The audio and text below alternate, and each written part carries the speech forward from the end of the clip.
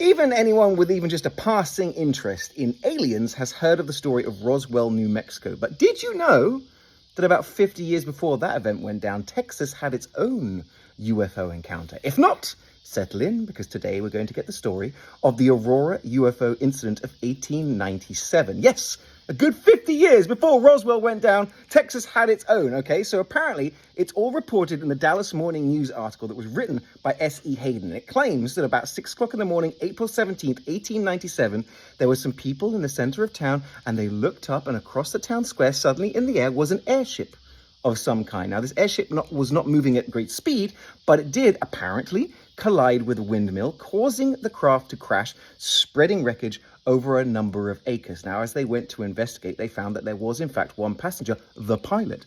And although this passenger was grievously injured and honestly quite badly burnt, they could tell that this was not an inhabitant of this world.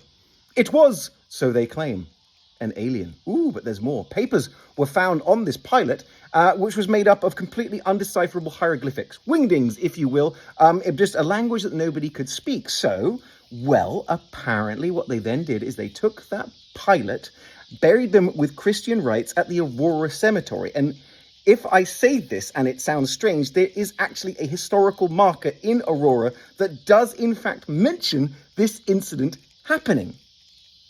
So, is it true?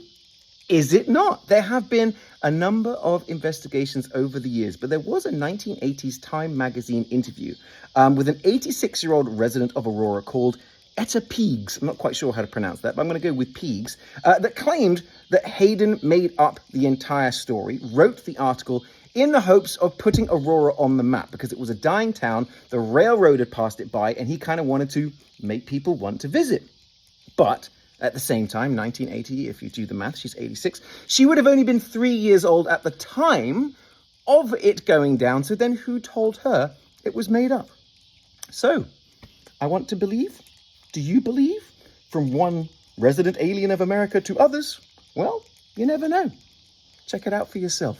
The Great Aurora UFO Incident of 1897.